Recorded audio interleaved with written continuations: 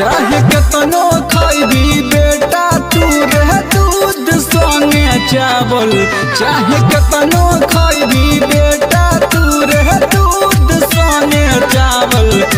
तू के करो नहीं, तू के करो नहीं उखाड़ल फुटाया दबजी के गारल। तू के करो नहीं उखाड़ल फुटाया दबजी के गारल। बुझली रे। Presented by Sweetie Recording Studio।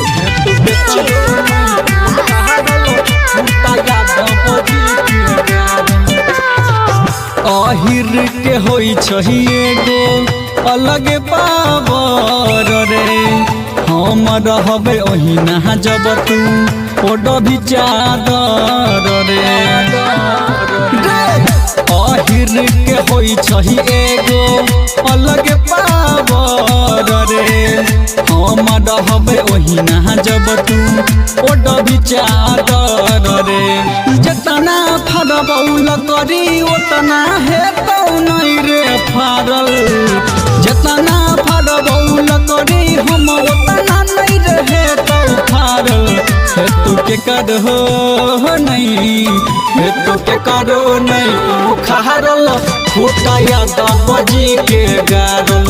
हेतु के करो नहीं उखाड़ल फुटाया दबजी के गारल। बुझला।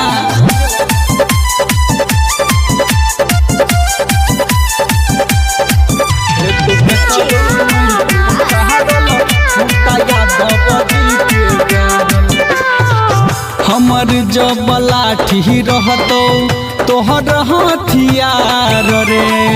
टूटतो अलंग तोहर फूटतो कपार रे। रे बाबू हमर जब लाठी रहतो तोहर हथियार रे। टूटतो अलंग तोहर फूटतो कपार रे। राइटर डी कुमार जेना है तो नहीं रे बाजल। देखे यादव भरत दिलकश जेना नहीं है तो बाजल। हेतु के करो नहीं, हेतु के करो नहीं उखाड़ल फुटाया दबजी के गारल। हेतु के करो नहीं उखाड़ल फुटाया दबजी के गारल।